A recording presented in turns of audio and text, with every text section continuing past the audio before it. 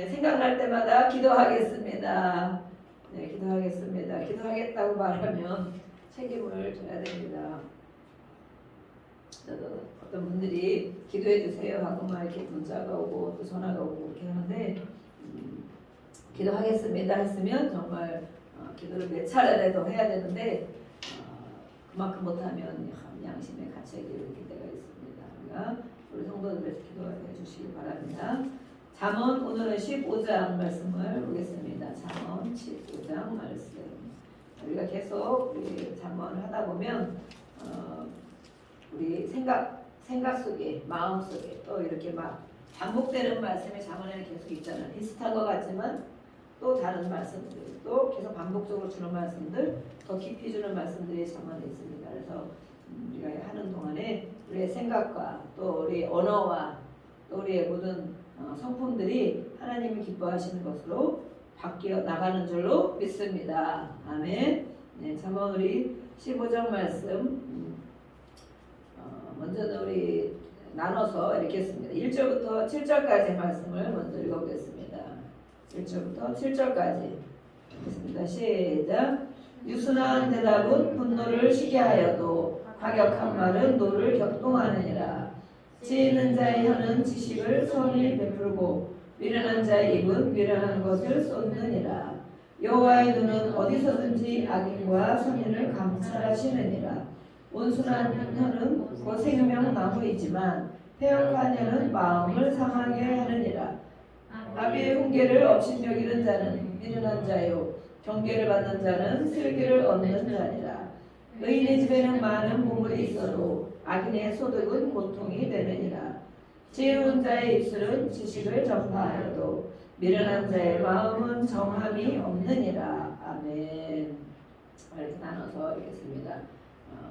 휴일이 날씨도 좋고 휴일을 계속 많이 주는데 또 다른 데로 가지 않고 하나님 앞에 나와서 예배드리는 우리를 하나님께서 또 보시고 이 자리에만 한 시간 앉아있다 가는 것이 아니고 하나님 아버지께서 나에게 주시는 말씀 누구 다른 사람에게 주는 말씀이 아니고 그거 봐 그 말씀 그렇잖아 이렇게 하면 안 되는 거예요. 내가 받아야 되는 내가 한 절 말씀이라도 한 단어라도 내가 받아서 이렇게 해야 되겠구나 또 이렇게 하지 못한 거 회개합니다. 또 그렇게 되지 않는 건 왜 되지 않을까 자신이 하나님 앞에 제물이 되거든요. 제물 우리가 산제물로 예배를 드린다 그러잖아요. 내가 제물이 돼야 돼요. 그냥 나는 가만히 앉아있고 다른 사람을 데리고 와서 그 사람이 제물이 되고 그거 봐 너가 이렇게 해야지 너가 이렇게 해야 되잖아 말씀 이렇게 했잖아 이렇게 하면 예배 시간에는 물론 우리가 다른 사람을 양육하고 가르칠 때는 그렇게 할 필요가 있지만 예배 가운데 있을 때는 내가 말씀을 받아서 내가 지키는 것이다. 내가 변화되는 것이다. 그게 바로 예배 드리는 자의 자세인 줄로 믿습니다. 오늘 1절부터 7절까지는 말에 대한 말씀이 있습니다. 잠언에는 물론 그 말씀들이 너무 많이 있어요. 그래서 이 말은 정말 중요하고 말을 통해서 모든 것이 해결이 되는 것도 많이 있죠. 해결도 되고 또 어려움을 겪는 것도 보면 말로 인해서 겪는 것들이 많이 있어요. 하나님은 그럼 보면 잠언의 말에 대한 중요성을 말하고 있는데 하나님께서는 창세기에 보면 무엇으로 세상을 창조하셨습니까?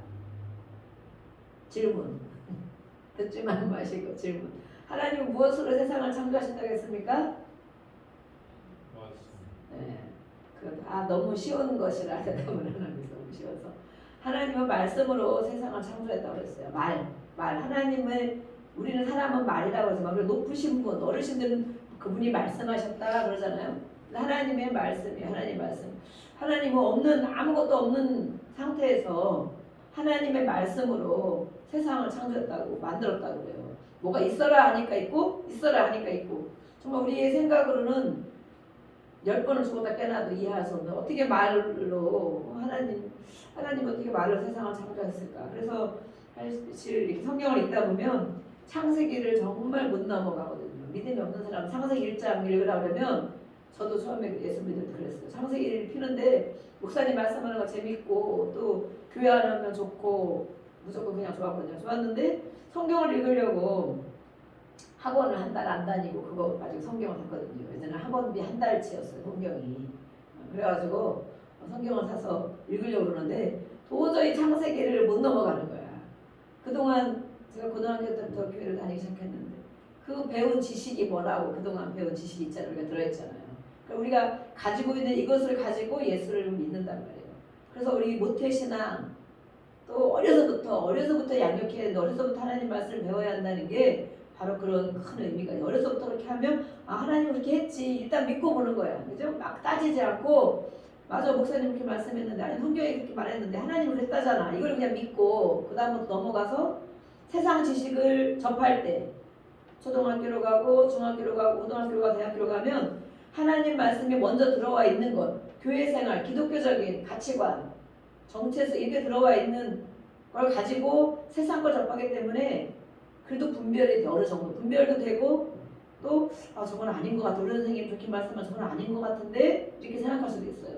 그 말씀이 신앙 교육을 잘 된 아이들은 그런데 신앙 교육 잘 안 된 아이들은 이제 혼동을 느끼죠. 혼란을 겪으면서 또 그 선생님 말을 더 중요하게 여기고 그 말씀이 맞다고 또 그쪽으로 이렇게 가는 경우도 있어요. 근데 어쨌든 이렇게 우리가 있는 지식을 가지고 교회 생활을 한단 말이에요. 신앙 생활을 한단 말이에요. 그래서 나이가 먹어서 교회를 다니고 모든 청년기 지나고 이렇게 해서 또 더 나이가 먹어서 교회를 다니다 보면 그것이 정말 큰 사건 성령의 세례를 강하게 받는 사건 내가 완전히 무너지는 사건 이런 걸 겪지 않은 사람들은 하나님 말씀이 믿어지지가 않는 거예요.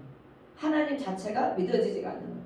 계시긴 계시겠지. 하나님이 언젠가 내가 죽을 병에 들리면 도와주실라나 이렇게 막연하게 아니면 조금 나를 도와주실라 이렇게 막연한 그래서 믿음이 자라지가 않는 거예요. 믿음이 신앙도 성숙해야 되고 자라나야 되고 성경에서는 자라나야 된다는 말이 그렇게 많이 말씀이 있는데 예수님처럼 그만큼 자라나야 된다는 게 있는데 우리가 신앙이 성숙되지가 않아요.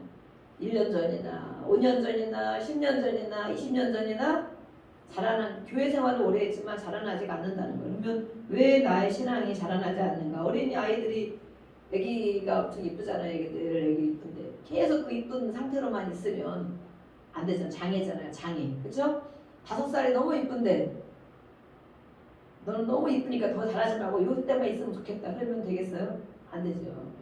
7살 먹으면 또 자라나야 되고 10살 먹으면 또 자라나야 되고 몸도 자라고 정신도 자라고 자라나는 게 당연한 거예요. 당연한 거고 자라났으면 그만한 역할을 또 하지 않겠어요? 그죠? 초등학교 때부터 중학교 가면 더 큰 역할을 하게 되고 대학교 가면 이제는 정말 성인처럼 우리는 신앙이 자라나야 되는데 이렇게 우리가 가지고 있는 이것을 가지고 그런 지식과 세상 지식과 그런 것들을 다 가지고 있기 때문에 믿음이 쉽게 이렇게 자라나지 않는 것을 자신들을 통해서 우리가 알 수 있을 것입니다. 하나님은 말씀으로 이 땅을 이 모든 세상을 천지 만물을 만드시고 창조하셨다고 그랬어요. 그래서 이 말이 중요한 거예요. 특별히 하나님 말씀은 또 더 중요한 거예요. 사람의 말과 하나님의 말씀 이렇게 한번 이번 한 주간은 말에 대해서 묵상을 해보시기 바랍니다.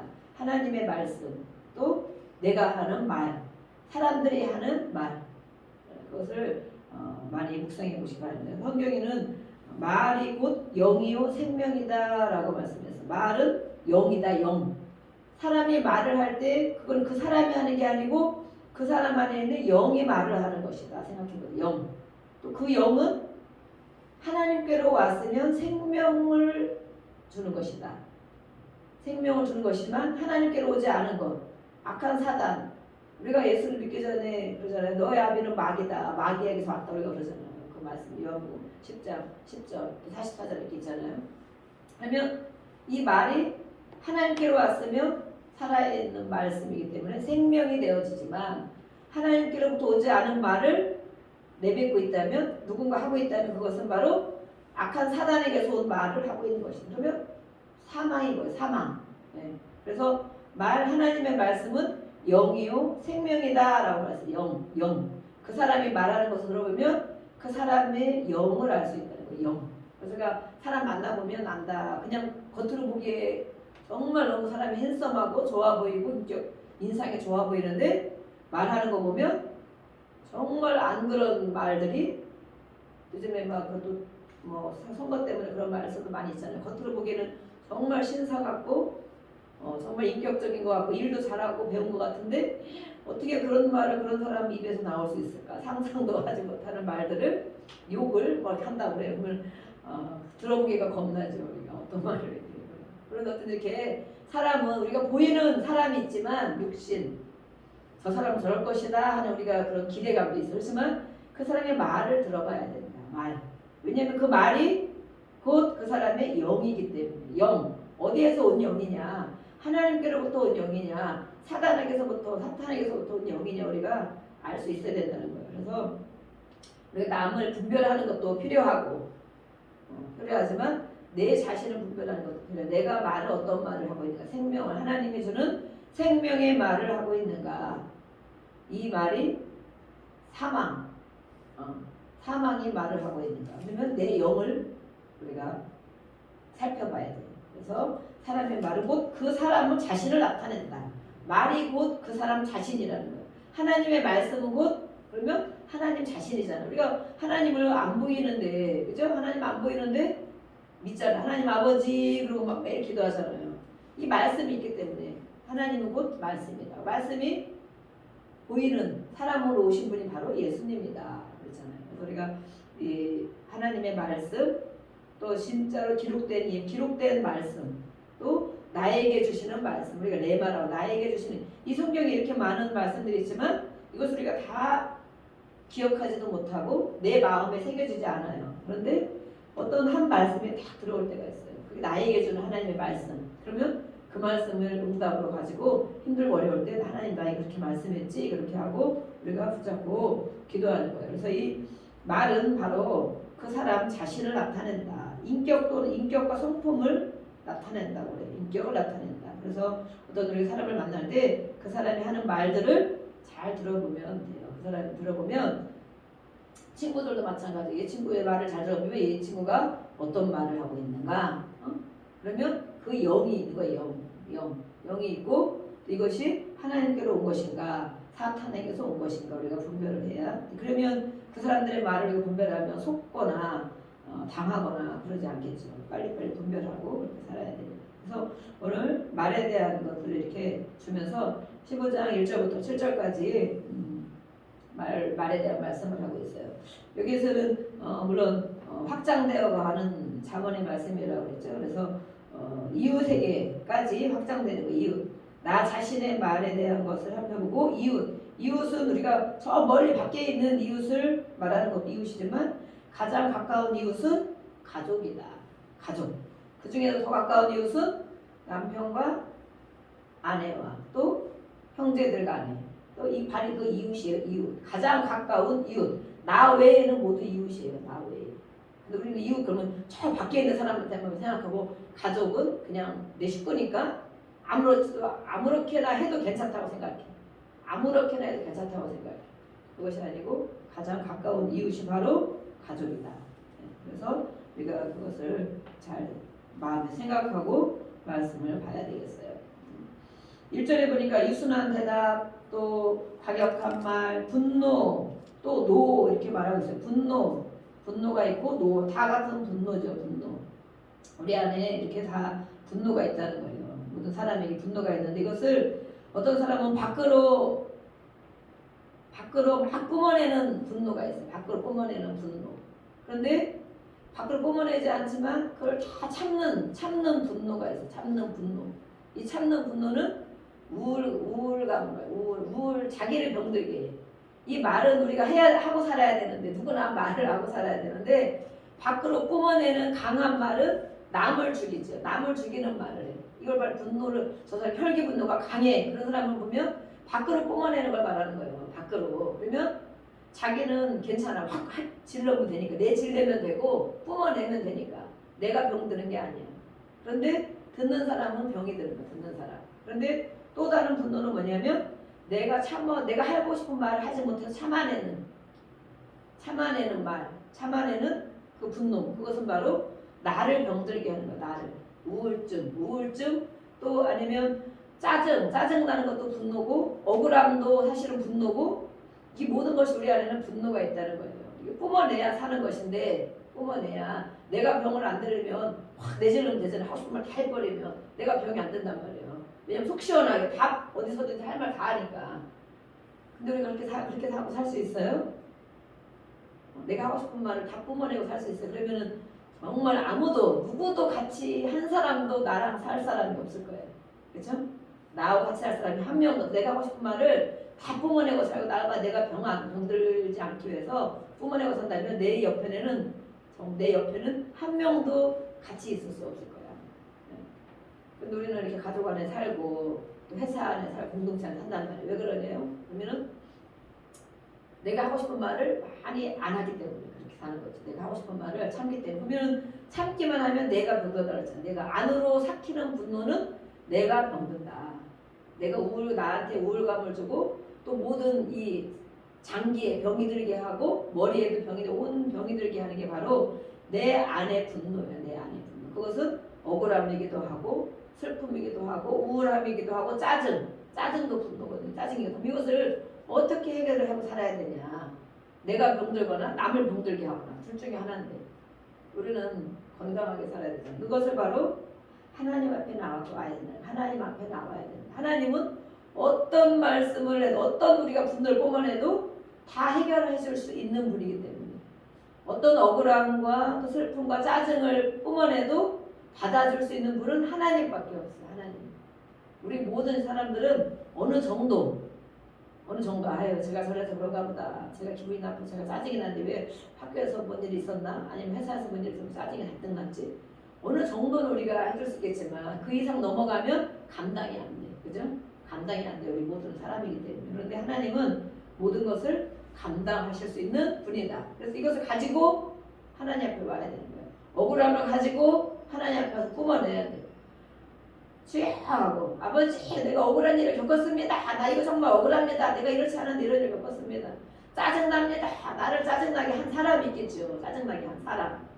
내가 정말 화가 너무 납니다. 화가 납니다. 와서 보면은 내가 또 우울합니다. 내 마음이 왜 이렇게 가라앉고 다운되고 우울하고 절망이 되는지 하나님 앞에 나를 만드신 하나님 앞에 와야 돼. 고침받는 거예요. 나를 만드신 하나님. 우리가 무엇이 고장나면 그 곳에 가지 않겠어요. 육신이 고장나면 또 병이 들면 일반 병원에 가잖아요. 근데 우리 마음 분노는 겉으로 표시 안 나는 건데 들어있다면 누구에게나 다 들어있단 말이에요. 이것이 그것을 가지고 나를 만드신 하나님 앞에 나와야 해결받는 거예요. 해결. 그래서 우리 안에는 모든 이렇게 노가 있다. 분노가 있다. 그런데 이것을 우리는 뿜어낼 수도 있고 내가 참아낼 수도 있다. 참아내는 것도 우리의 한계가 있죠. 한계가 있고 뿜어내는 것도 한계가 있습니다. 그래서 그런 사람들은 오히려 이 많은 또 사람들이 의사 뭐 이렇게 의학적으로 이렇게 연구한 결과에 의하면 우리는 밖으로 막 뿜어내는 본인은 막 속 시원할 줄 알았는데 사실 우리가 혈기 분노를 내보신 경험이 다들 있을 거예요. 저도 있죠. 뭐 안 는 사람이 없겠죠. 혈기 분노를 확 내버리면 나는 속이 시원할 것 같은데 알고 보면 속이 시원할까요? 더 자기가 괴로움이 있어요. 왜냐하면 특별히 하나님의 사람들은 더 그래요. 세상 사람도 분노 일을 저지르면 그 뒷감당을 해야 되겠지. 지금 하나님의 사람들은 저도 그런 걸 많이 봤는데 본인들이 엄청 괴로움을 많이 겪고 또 이 하나님이 그렇게 처리를 하시는 것 같아요. 보면 본인이 괴로움 많이 겪고 힘든 일을 많이 겪어요. 내 질렀으면 괜찮아야 되는데 홀가분해야 되는데 시원해야 되는데 그렇지 못하는 경우가 많이 있는 것을 저는 이렇게 사람들을 통해서 보고 있어요. 그래서 오히려 수명이 많이 짧아진다라고 하더라고요. 이렇게 내가 막 내질르면 내가 속 시원해서 더 건강해질 것 같은데 그렇지 못하고 의학적으로 분석을 해보니까 그런 사람들 수명이 많이 짧아진다. 그렇죠. 혈기 분노가 늘 폭발한다고 생각하면 화산 폭발하는 것처럼 그러면 내 수명도 짧아진다고 이렇게 의학적으로 했어요. 그래서 우리는 이것을 해결하는 방법을 알아야 됩니다. 해결하는 방법은 바로 하나님 앞에 가지고 나와야 된다라고 우리가 또 많은 경험을 통해서 알 수 있고 하나님도 실제로 그렇게 말씀하고 있어요.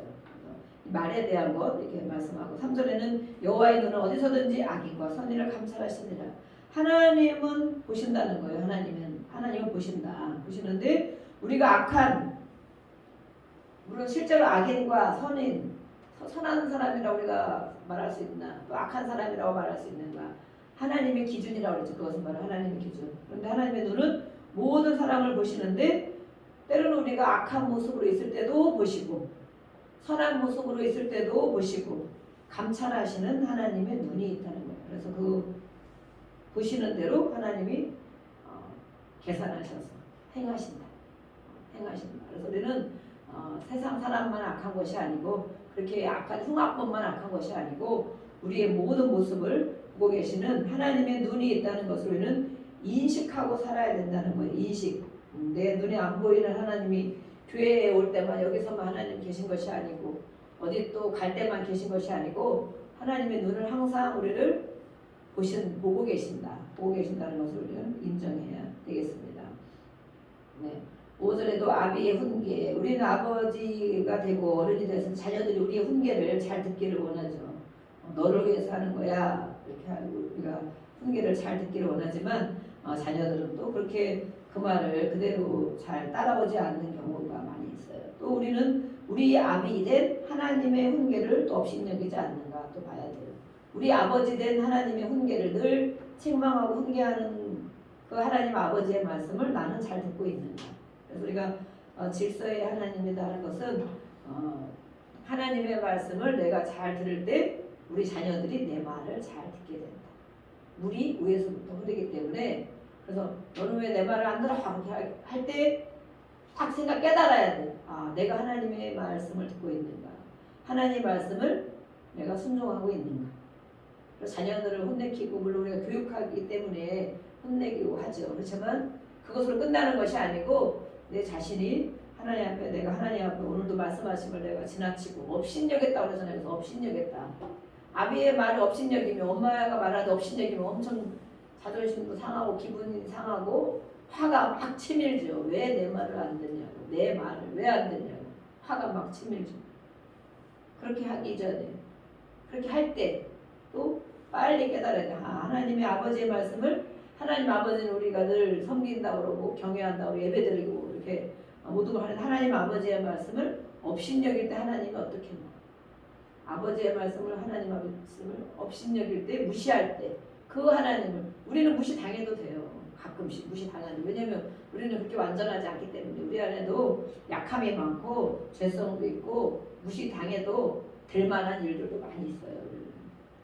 그렇지만 하나님은 그런 분이 아닌데도 우리는 하나님 아버지의 말씀을 무시하고 업신여기는 그런 모습이 있지 않은지 나는 그렇게 살고 있지 않은지 우리가 자신에 돌아봐야 또 되겠습니다. 또 8절 우리 8절부터 11절까지 보겠습니다. 시작. 악인의 제사는 여호와께서 미워하셔도 정직한 자의 기도는 그가 기뻐하시느니라. 악인의 길은 여호와께서 미워하셔도 공의를 따라가는 자는 그가 사랑하시느니라. 도를 배반하는 자는 엄한 징계를 받을 것이요 견책을 싫어하는 자는 죽을 것이니라. 소울과 아바돈도 여호와의 앞에 드러나거든 하물며 사람의 마음이리요. 이렇게 말씀하겠습니다. 악인의 제사 우리가 하나님 앞에 예배드리는 걸 제사 예드리는 제사라고 그랬죠. 제사인데 우리가 하나님 예배드릴 때에 악한 마음 악인들이 무슨 제사를 지게 조상 숭배하는 사람들이 제사를 하겠지만 이것을 이 성경을 우리에게 주신 것은 하나님의 자녀에게 준 말씀이란 말이에요. 하나님을 믿는 사람 하나님 말씀을 읽는 사람에게 준 말씀이에요. 그래서 우리가 하나님 예배를 드리러 올 때 악한 마음을 그대로 가지고 와서 한다는 거예요. 그래서 우리가 예배 전에 기도하잖아요. 그래서 조금 또 일찍 오시면 찬양도 많이 하고 우리의 마음과 생각을 다시 이렇게 깨끗하게 하고 돌아보고 회개하고 하나님 내가 이렇게 했습니다. 생각나게 주면 회개하고 그렇게 하고 하나님 말씀을 받겠습니다. 이렇게 기도한단 말이에요. 그래서 악인의 제사는 하나님이 미워하신다. 아무리 예배를 드려도 그 예배를 받지 않으신다는 거예요. 우리가 악한 마음 그것을 그대로 가지고 할 때에 정직한 자의 기도는 그가 기뻐하시느니라. 정직한 자 하나님 앞에 정직한 자죠. 하나님 앞에 하나님 내가 오늘 이렇게 했습니다. 어제도 내가 이렇게 했습니다. 또 지난주에 제가 이렇게 했는데 하나님 잘못했습니다. 이게 정직한 거예요. 정직한 거. 그리고 하나님 앞에 내가 약합니다. 필요한 부분이 있습니다. 하나님의 도움이 필요합니다. 하나님 해결해 주셔야 됩니다. 이게 하나님 앞에 정직한 거예요. 내가 다 할 수 있는 것처럼 하나님은 우리를 다 아까 다 아신다 그랬잖아요. 모든 것을 다 아시고 우리를 보신다. 보셔서 너가 이렇게 살아오는 것도 보시고 또 힘든 것도 아시고 괴로운 것도 아시고 또 잘 못하는 것도 아시고 실수하는 것도 아시고 모든 걸 하시는 하나님 앞에 우리가 나와 예배를 드리는데 하나님 앞에 정직한 자의 모습인가? 하나님 내가 정말 이거 잘못했으면 이거 나 도와주세요. 아니면 내가 정말 이게 안 됩니다. 나를 인도해 주세요. 나에게 함께 해주세요. 이렇게 그 예배, 그 기도가 바로 정직한 기도이다. 그것을 하나님이 기뻐하신다라고 말씀하고 있습니다. 또 10절에는 책망에 대한 말씀도 있어요. 책망을 들을 때 잘 듣지 않으면 죽는다라고 말하고 있어요. 10절에 보니까 죽는다. 하나님의 말씀, 하나님의 징계, 하나님이 많은 우리가 기회를 어떨 때는 막 주죠. 애들도 보면 너 한 번 더 그러면 혼난다 이렇게 하잖아요. 한 번 하고 두 번 하고 우리는 3, 4번, 3번까지밖에 못 참아, 그죠? 한 번 참았어, 2번 참았어, 3번째는 회초리야. 너 3번은 도저히 못 참아. 우리는 막 이렇게 3자를 좋아하고 3, 4번 이러는데 하나님은 어떠실까? 하나님은 우리를 늘 보시는데 언제까지만 경고야, 경고라는 것은 하나님이 또 참아주는 것, 경고를 우리는 인식하고 있을까요? 인식하며 살고 있을까? 아니면 전혀 상관없이 살고 있을까? 저는 이런 것들을 보면 물론 이렇게 또 기도 나와서 매일 하고 성경을 또 읽고 연구하다 보니까 경고하는 걸 알 수 있을 것 같아요. 하나님 경고하는 것. 하나님 이렇게 참아주는데 이렇게 더 이렇게 하면 안 되겠다. 이러다 이렇게 한 방 맞지. 이러다 뭔 일 당하지. 이런 것들. 경고. 하나님이 하는 경고를 느끼며 살고 있는가. 그리고 어떤 내가 또 이렇게 할 때 보면 이걸 하나님 정말 기뻐하시겠구나. 경고도 있지만 하나님 이렇게 하면 하나님 이런 것을 나에게 준비해 주시고 계획해 주신 것을 이제 이루시겠구나 하는 기대. 하나님 앞에 기대하는 것도 있지만 하나님 앞에 우리가 경고하는 것도 있죠. 책망. 우리 마음에 책망을 주신다면 누가 책망을 물론 사람이 하기도 하지만 말씀을 통해서 기도를 통해서 책망을 받는다면 그러면 내가 계속 그렇게 하고 있으면 안 될 텐데. 이것을 우리가 느끼고 사는 사람이 하나님의 앞에 사는 사람이에요. 하나님 앞에. 그래서 우리는 그렇게 하지 않으면 이제 죽는다는 것은 이제 하나님이 일을 행하시겠다는 거죠. 너 그렇게 하다 그렇게 했는데 안 될 때는 하나님이 손을 쓰신다는 거예요. 손을. 그래서 어떤 사람들이 많이 간증을 하잖아요. 간증하다 보면 내가 그렇게 막 살 때 또 하나님을 믿다가도 나은 사람들이 있어요. 나온 사람. 하나님 그동안에 열심히 초등학교, 중학교, 고등학교 막 열심히 하나님을 그 교회 안에 살았는데 대학교 가면서부터 아니면 사회에 나오면서부터 어떤 상황 때문에 하나님을 떠나서 막 살아도 당장 하나님이 벼락 때리지도 않거든. 하나님이 당장 그렇게 나갔으면 금방 다리가 부러지고 금방 뭐가 되면 아유 아차 정말 하나님이 계시네? 내가 이렇게 하면 안 되겠구나. 그럼 빨리 돌아올 텐데 하나님은 하나님 정말 이상하게도 바로바로 징계를 하지 않는 거예요.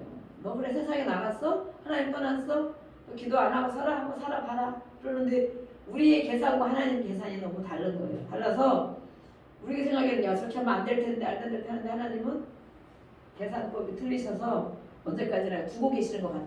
두고 계시는 것 같은데 마냥 두고 계실까요? 마냥 1년, 2년, 3년, 10년, 20년씩 참고 하나님 안 계신 것처럼 그러면 그 사람들이 무뎌지죠. 감각이 무뎌져서 이렇게 살아도 괜찮네. 이렇게 하는데 더 잘 되네. 돈도 더 잘 벌리고 세상 방법으로 하니까 돈도 더 잘 벌리고 잘 되네. 그런데 이 마음 한구석에는 믿음이 있겠죠. 내가 언제까지 이렇게 갈 수 있을까? 그러다 보면 이제 하나님 손대시는 날이 오죠. 손대시는 날. 그때는 깨달은 사람은 바로 무릎을 꿇을 것이고 조금만 손을 대도 금방 무릎을 꿇고 하나님이 내가 계속 이렇게 가면 안 되겠구나. 이 길로 계속 가면 안 되겠구나. 내가 이 행동을 계속 하면 안 되겠구나. 바로 무릎 꿇는 사람이 있는데 또 그렇지 않고 고집이 세잖아. 우리가 고집이 세고 목이 빳빳하고 고집이 센지라 계속 갈 때까지 가는 사람이 있어. 갈 때까지 가서 정말 두 손 두 발 다 들어서 아무것도 할 수 없는 상황까지 가는 사람들의 간증을 우리가 많이 들어본단 말이에요. 근데 그런 사람의 간증을 들어보면 하나님이 분명히 경고하신 게 있다고 얘기해요. 경고하신 것도 있고 그때 내가 그만 더 써야 되는데 그때 돌아왔으면 이만큼 잃지 않았을 텐데 이렇게 생각하는 분들이 있고 건강도 마찬가지예요. 건강도 또 돈도 또 관계도 마찬가지예요. 관계. 그래서 그때 거기서 돌아왔으면 내가 나머지 그렇게까지 잃지 않아. 건강도 마찬가지. 그런데 이 인간은 정말 고집이 세거든. 그게 바로 우리가 우상숭배를 많이 한 가정, 우상숭배를 많이 한 가문은 정말 고집이 세다. 그걸 알 수가 있는 게 그렇게 흘러온다는 거예요. 꺾지 않도록 자기를 꺾지 않는 그런 것이 있어서 그렇게 가다가 오늘 말씀했잖아요. 죽는다고. 엄한 징계를 받아도 또 하나님의 말씀을 배반하는 자들 엄한 징계를 받아도 그걸 싫어하는 자들은 결국 죽을 것이다. 끝이 난다. 끝나는 날이 오는데 개인의 물론 실제적인 생명이 끝나는 날이 오기도 하고 내가 또 하고 있는 이런 일들이 끝나는 날도 온다는 거예요. 그래서 수울과 아바돈 이거는 정말 죽음, 지옥을 얘기하는 거예요. 지옥. 지옥 하물며 지옥도 하나님 앞에 다 다스림을 받고 그렇게 가는데 사람의 마음이 어느 때까지 가겠느냐라고 말하고 있습니다. 우리는 하나님이 말씀하시는 이 책망들을 내 안에서도 성령이 말씀하시는 그런 말씀이 있어요. 또 우리 신앙의 양심이 있어요. 그것들을 우리는 깨달아야 된다. 12절부터 17절까지 한번 또 읽어보겠습니다. 12절부터 17절 시작. 거만한 자는 견책받기를 좋아하지 아니하며 지혜 있는 자에게로 가지도 아니하느니라. 마음의 즐거움은 얼굴을 빛나게 하여도 마음의 근심은 심령을 상하게 하느니라. 명철한 자의 마음은 지식을 요구하고 미련한 자의 입은 미련한 것을 즐기느니라. 고난받는 자는 그날이 다 험악하나 마음이 즐거운 자는 항상 잔치하느니라. 가산이 적어도 여호와를 경외하는 것이 크게 부하고 번뇌하는 것보다 나으니라. 채소를 먹으며 서로 사랑하는 것이 살찐 소를 먹으며 서로 미워하는 것보다 나으니라. 아멘. 여기서도 보면 마음에 대한 것, 또 말에 대한 것, 관계에 대한 부분들을 이렇게 말하고 있어요.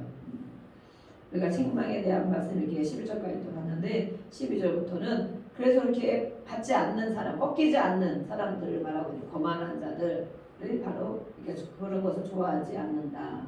그래서 지혜 있는 자, 지혜는 예수님이라고 그랬죠. 하나님 앞에 오지를 않는다.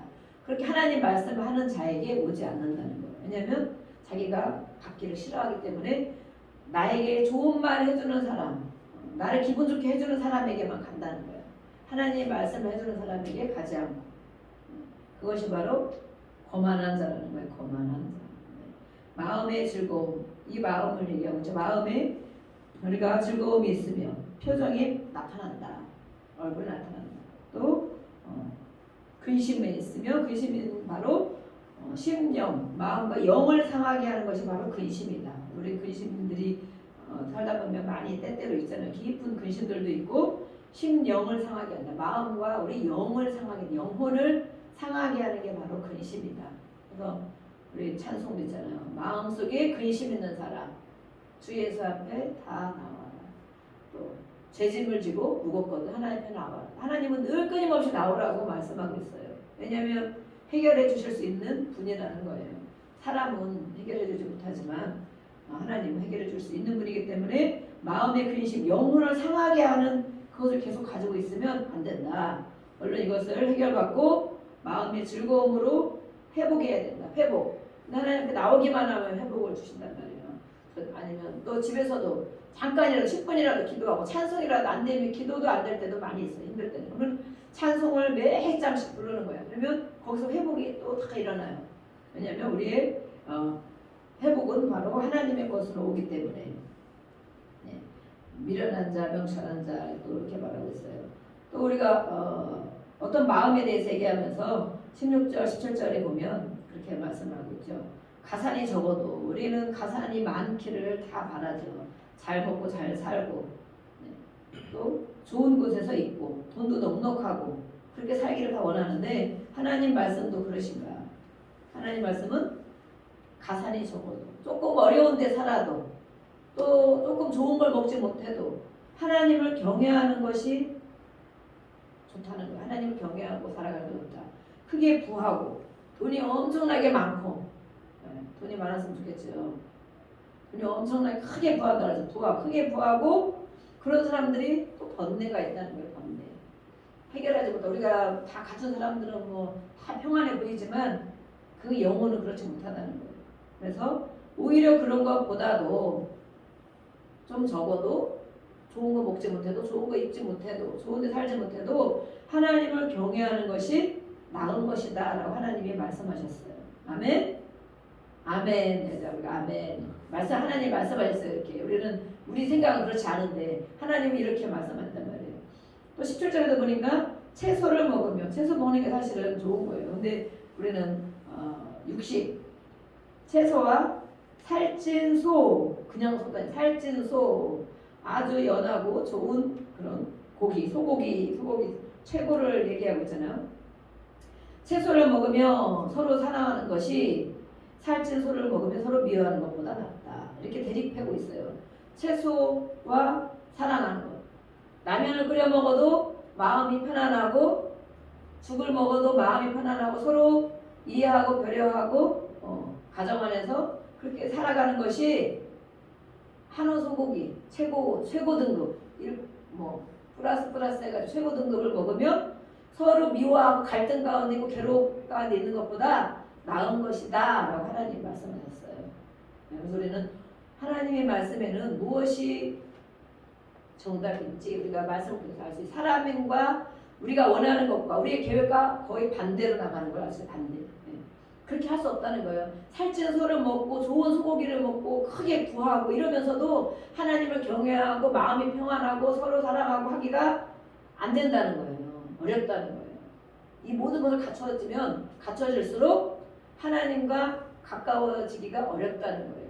근데 우리는 안 그렇죠. 다 갖춰지면 하나님께 또 감사할 것 같고 이렇게 다 갖추면서 지식도 또 명예도 권력도 돈도 건강도 관계도 다 갖추면서 하나님 정말 하나님께 정직하게 살고 하나님께 기도하며 살고 하나님의 무릎을 꿇으며 살 수 있는 사람이 있냐 우리가 찾아보라는 거예요. 있는가 찾아보라는 거예요. 정말 그렇게 하기가 너무 어렵다는 거예요. 왜냐하면 우리가 육신의 것은 갖추면 갖추고 채우면 채울수록 하나님과 멀어진다는 거예요. 그래서 하나님은 하나님 출애굽기에도 우리와 하나님은 항상 함께하기를 원하신다고 우리 가운데 거하시기를 원하고 같이 살기를 원하신다고. 그런데 이런 걸 자꾸 갖추다 보니까 하나님이 필요 없는 거야. 하나님 없어도 해결이 다 되니까 하나님께 나올 필요도 없는 거야. 그래서 세상 사람들은 그걸 추구하며 사는 거예요. 그것을 추구하며 죽을 때까지 건강 또 돈 명예 권력 그것을 위해서라면 무엇이든지 하는 거예요. 무엇이든지 어떤 악한 짓이라도 그렇게 하는 거예요. 그래서 그것은 바로 하나님과 반대된다는 것을 우리가 알고 하나님 이렇게 어려운 다른 사람들이 나중에도 보면 얘기 들어보면 그러잖아요. 그때 그렇게 언제가 제일 행복했어요? 물어보면 언제가 제일 마음이 편안했어요? 물어보면 막 다 갖추려고 막 애쓰던 그런 때가 아니라는 거예요. 그때 정말 방학 안에 살 때 아니면 그때 내가 몸이 아팠을 때 하나님 앞에 또 기도할 때 아니면 내가 그때 뭐가 안 됐는데도 환경은 안 좋았는데도 그때가 정말 좋았지 이렇게 할 때가 많이 있어요. 우리 과거를 많이 또 회상하잖아요. 그때가 좋았지 이럴 때가 있어요. 그런데 우리는 하나님의 생각과 사람의 생각이 이렇게 된다는 것을 알 수 있어요. 이거 다 갖추면 더 좋겠지. 그렇지만 하나님은 그런 것보다도 하나님을 사랑하고 경외하고 순종하고 하나님 앞에 살아가는 자녀들이 되기를 바라시는 거예요. 아멘. 네. 또 우리 17절까지 읽었죠? 네, 18절부터 22절까지 말씀 보겠습니다. 시작. 불을 내는 자는 다툼을 일으켜도 노하기를 더디하는 자는 시비를 그치게 하느니라. 게으른 자의 길은 가시 울타리 같으나 정직한 자의 길은 대로니라. 지혜로운 아들은 아비를 즐겁게 하여도 미련한 자는 어미를 업신여기느니라. 무지한 자는 미련한 것을 즐겨하여도 명철한 자는 그 길을 바르게 하느니라. 의논이 없으면 경영이 무너지고 지략이 많으면 경영이 성립하느니라. 아멘. 네. 또 분에 대한 부분, 다툼에 대한 부분, 노에 대해서 또 18절에 말씀하고 있습니다. 이게 우리 안에 다 있다는 것을 우리가 인정을 해야 됩니다. 이것을 어떻게 해결하는 방법을 우리는 알아야 됩니다. 그래서 우리가 마음을 다스리기가 어렵기 때문에 마음을 치유하는 데를 갑니다. 물론 한두 번 몇 번 하면 그래도 많이 알게 되고 빠져나가는 것도 있습니다. 하지만 완전치가 않아요. 완전치가 않기 때문에 그 나머지 부분 어느 정도는 우리가 수술도 마찬가지잖아요. 수술해주면 완전히 다 건강하도록 의사가 계속 해주는 게 아니거든요. 내가 관리를 해야 되죠. 수술하고 나오면 내가 먹을 거 먹고 안 먹을 거 안 먹고 안 갈 때 안 가고 운동할 거 하고 이러면서 내가 관리를 해야 되는 것처럼 우리 치료도 마찬가지 몇 번씩은 한번 갔다 오지만 그 이후에는 내가 말씀으로 예배로 또 이렇게 마음을 관리하고 다스려야 돼. 그래서 이 분을 내는 것은 다툼을 일으킨다. 노하기를 거대하는 자는 시비를 그치게 한다. 근데 우리 안에 있는 것들 밖으로 뿜을 수도 있고 그렇죠? 안으로 사귈 수도 있는 이런 것들을 가지고만 있으면 서로 병들게 하는 일이다. 바로 그래서 하나님 앞에 나와서 또 다스림을 자꾸 받고 쏟아내고 다스리고 쏟아내고 다스리고 이렇게 하는 방법. 그런 훈련을 우리가 많이 해야 돼.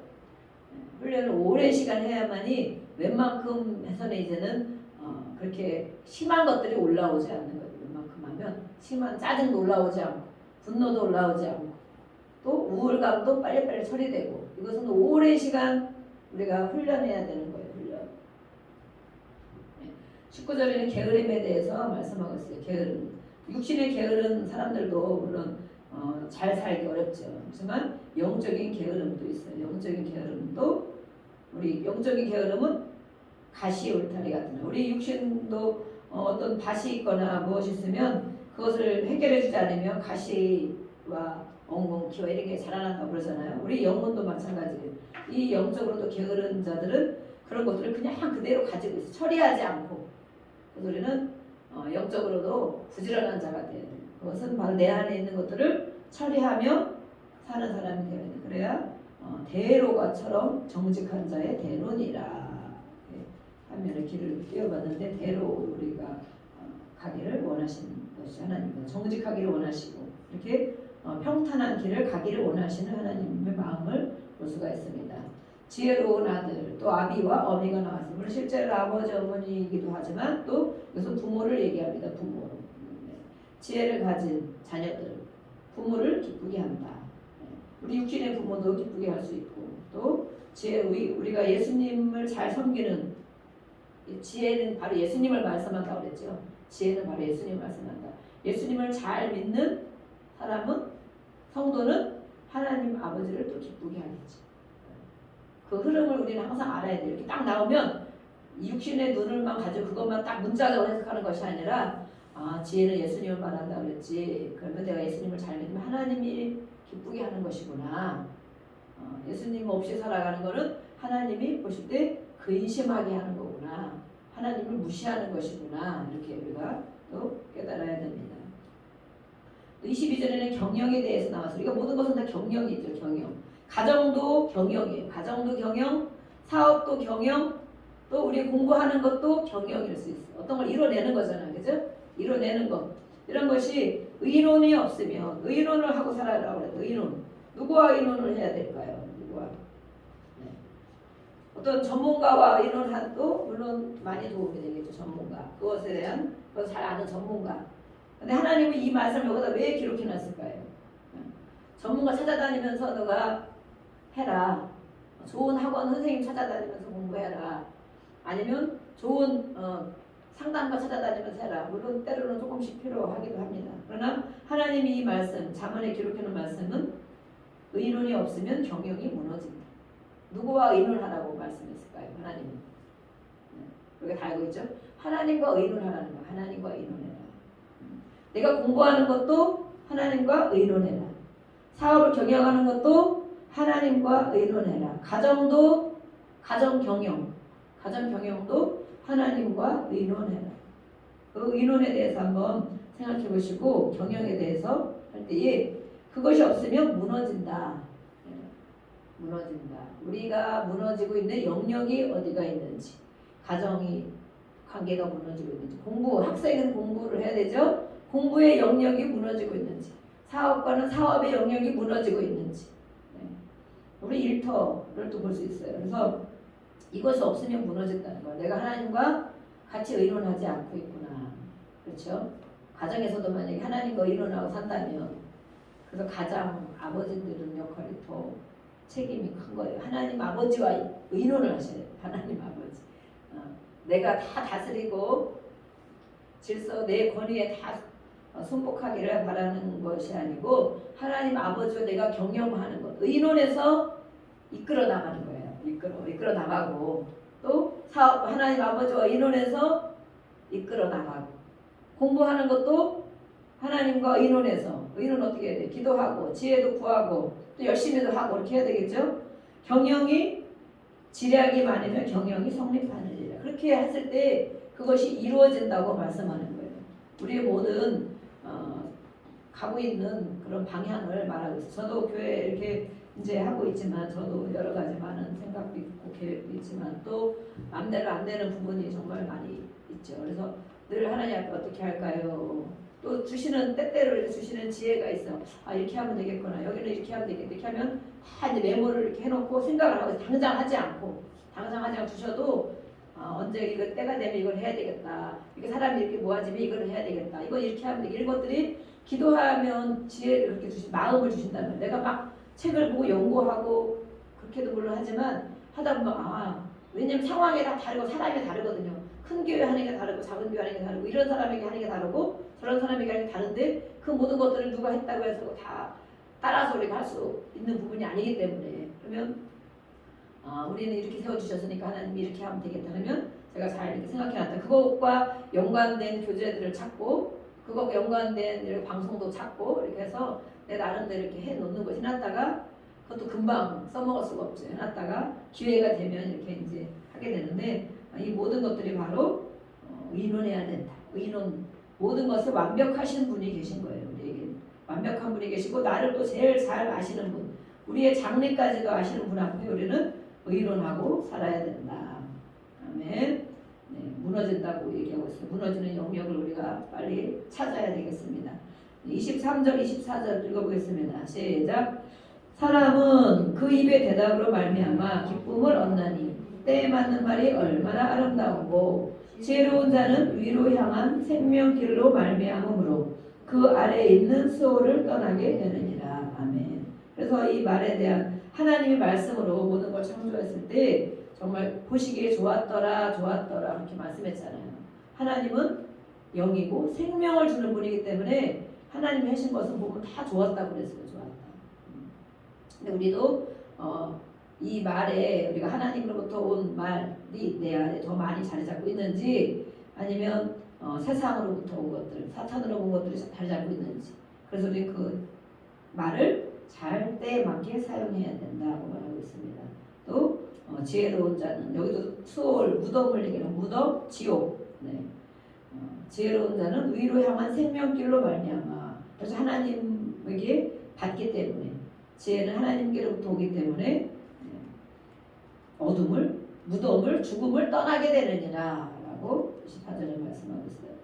25절부터 우리 또 마지막 절 30절까지 읽어보겠습니다. 25절부터 네, 시작. 여호와는 교만한 자의 집을 하시며 과부의 집주계를 정하시느니라. 악한 꾀는 여호와께서 미워하시나 선한 말은 정결하니라. 이익을 탐하는 자는 자기 집을 해롭게 하나 뇌물을 싫어하는 자는 살게 되느니라. 의인의 마음은 대답할 말을 깊이 생각하여도 악인의 입은 악을 쏟느니라. 여호와는 악인을 멀리하시고 의인의 기도를 들으시느니라. 눈이 밝은 것은 마음을 기쁘게 하고 좋은 기별은 뼈를 윤택하게 하느니라. 생명의 경계를 듣는 귀는 지혜로운 자 가운데 있느니라. 훈계받기를 싫어하는 자는 자기의 영혼을 경히 여김이라. 견책을 달게 받는 자는 지식을 얻느니라. 여호와를 경외하는 것은 지혜의 훈계라. 겸손은 존귀의 길잡이니라. 아멘. 네. 계속해서 이제는 결론으로 이렇게 가고 있습니다. 네. 하나님께서는 교만한 자의 집을 헐어버리신다. 교만한 자의 집은 우리 가정, 집을 말하기도 하고 우리 심령 안에 있는 세워지는 건축물이라고 말씀했어요. 지난번에 집은 세워진 것을 말하고 있다. 건축물 이렇게 이런 것들을 헐으신다. 그래서 우리는 하나님은 헐어내기를 원하시지 않죠. 세우기를 원하시죠. 하나님의 말씀으로 하나님을 경외하고 기도함으로 세워지기를 원하시는 거예요. 이익을 탐하는 자는 자기 집을 해롭게 한다. 내 이익만 내 편한 대로만 하는 자들은 허무는 일을 한다는 거죠. 허무는 일을 한다. 또 악인을 멀리하시고 하나님께서는 우리가 악한 마음이 있을 때 하나님을 떠나고 또 하나님을 찾지 않고 그러죠. 멀어지는 거죠. 하나님과 멀어지고 의인의 기도를 들으시느니라. 하나님 앞에 의인은 바르게 행동하는 사람은 어떤 사람이에요? 하나님 앞에 정직하게 살아가는 사람, 하나님의 도움을 필요로 한다고 기도하는 사람, 이런 기도를 하나님이 들어주신다라고 하겠습니다. 기도를 들어주신다. 기도를 들어주시는데 기도를 왜 안 할까요? 기도를 왜 안 할까요? 기도를 들어주신다. 분명히 오늘도 몇 번씩 말씀하고 있잖아요. 기도를 들어주신다. 근데 기도를 안 하고 왜 근심만 하고 고민만 하고 왜 짜증만 내고 왜 분노만 쏟아낼까요? 기도하자. 하나님은 들어주신다고 분명히 오늘 말씀하셨어요. 우리의 모든 약함, 또 안 되는 것, 힘든 것, 앞으로 하고 싶은 것, 되고 싶은 것, 이것을 가지고 하나님 앞에 나와서 우리는 기도해야 돼요. 기도를 들어주신다고 분명히 했어요. 그렇지만 내가 원하는 때 당장 오늘 기도하면 오늘 내가 응답받기를 바라기 때문에 조급한 마음, 우리는 당장 내가 원하는 데 해결을 딱 되기를 바라는 그 마음이 있기 때문에 기도를 잘 안 하는 거예요. 이렇게 하면 금방 안 되는 것을 내가 경험을 해봤다는 거죠. 몇 번씩. 그래서 그러니까 기도하면 뭐 해? 기도하면 되나? 뭐 기도만 하면 돼? 기도하면 뭐가 돼? 이렇게 내가 원하는 게 해결이 안 된다는 거예요. 그렇지만 하나님은 하나님이 원하는 걸 해결하시죠. 우리 생각과 다르다고 이사야에서도 말씀하잖아요. 그래서 하나님이 원하시는 것을 해결하고 계시는 것인데 내가 원하는 게 해결이 안 됐기 때문에 기도해야 소용없어. 기도만 하면 뭐해? 이렇게 한단 말이에요. 그래서 우리는 기도를 하루 하고 이틀 하고 계속 그런 관계를 하나님과 관계를 잘 맺어나갈 때 하나님이 이렇게 하고 계시는구나. 하나님이 이런 일을 계획하고 계시는구나. 이런 걸 나를 훈련하고 계시는구나. 이것을 우리가 알 수가 있어요. 그래서 훈련이 끝나면 졸업하잖아요. 그죠? 대학교 4학년 되면 졸업하고 또 군대도 가면 훈련 끝나면 제대하잖아요. 우리도 마찬가지예요. 영적인 부분도 이런 부분도 우리가 기도하는 부분도 하나님 훈련하는 것을 알고 있으면 이렇게 되면 하나님이 이때 이렇게 주시겠구나. 그래서 우리 뭐 경험을 자꾸 하셔야 돼요. 경험을 하다 보면 왜 기도해야 되는지 또 하나님이 원하는 것이 무엇인지 또 내가 기도하는 것이 때로는 하나님의 방향과 맞는지 맞지 않는지를 알 수 있어요. 맞아야 하나님이 들어주시는 거죠. 들어주시는데 아닌 것은 하나님이 그것은 안 된다 하는 것도 있어요. 안 된다. 또 기다려라 하는 것도 있어요. 된다. 기다려라. 안 된다. 이게 다 기도의 응답이라는 것입니다. 기도 들으신 하나님 앞에 우리의 모든 약함을 또 힘든 것들을 하나님 앞에 기도하는 저와 여러분이 되기를 축복합니다. 아멘. 눈이 밝은 것은 우리 눈은 온 몸에 또 비추는 것이라고 등불이라고 말씀했죠. 눈이 밝은 것은 시력에 좋다는 것만 얘기하는 것이 아니에요. 밝아진다라는 것은 어두움이 있다는 거. 어둠. 시력이 좋고 나쁜 걸 얘기하는 것이 아니고 밝아지는 것이 있으면 반대편은 어두움이 있다. 눈이 밝은 것은 마음을 기쁘게 하고 그렇죠. 밝은 것이 기쁘게 하고 어두운 것은 괴롭게 하고 그렇죠. 어두운 것. 또 훈계받기를 싫어하는 자는 영혼을 경하게 여깁니다. 내 영혼을 위해서 어떤 부분에 훈계나 책망이 있으면 내가 받아들여야 된다는 거예요. 내 영혼의 건강을 위해서. 저도 엊그저께도 책망을 하나 딱 들은 게 있어요. 제가 사역을 하면서. 근데 상황이 힘든데도 열심히 했는데 책망 받을 때 기분이 되게 안 좋죠. 근데 안 좋은데 그걸 가만히 가지고 있으면 관계가 안 좋아지잖아요. 안 좋아져서 그렇구나. 내 상황은 이랬었지만 그분이 보기에는 그렇게 봤을 수 있겠다. 이렇게 일에 대한 부분인데 그래서 제가 그렇지만 이제 사역을 내 상황과 형편에 상관없이 완벽하게 그렇게 이루어내야 되는데 그렇게 제가 못한 부분이 있는 거예요. 근데 그럴 때도 어쨌든 책망을 들으니까 기분이 썩 안 좋은 것이죠. 그래서 막 문자를 보내드렸죠. 죄송합니다. 또 이렇게 하겠습니다. 그랬더니 바로 이제 답장이 왔더라고요. 열심히 하는 걸 잘 알고 있다고. 그런 분이 사실 리더인 거예요. 리더. 그래 앞으로 잘해 이렇게 하면 관계가 깨어지는 거예요.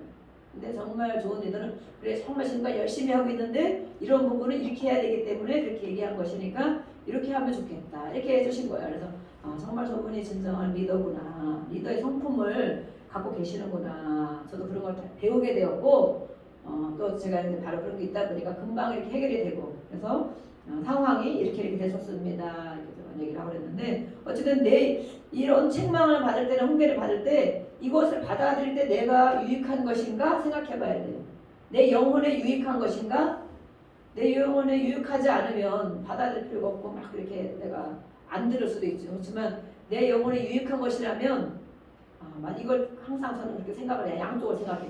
이걸 내가 했을 때 나에게 어떤 유익이 있을 것인가. 내 사역에 아니면 또 하나님이 주시는 그런 능력과 은혜에 또 교회의 경영에 얼마나 유익이 있을 것인가 싶으면 나를 꺾고 이걸 들어야 되죠. 그걸 받아들여야 되죠. 그렇지만 에이 그거 뭐 다 돼? 그거 안 해도 내가 할 수 있어. 다른 데서 하면 되지. 꼭 거기만 가야 돼. 이렇게 하고 딱 끊어버리면 하지 않고 내가 결단하는 거예요. 항상 선택.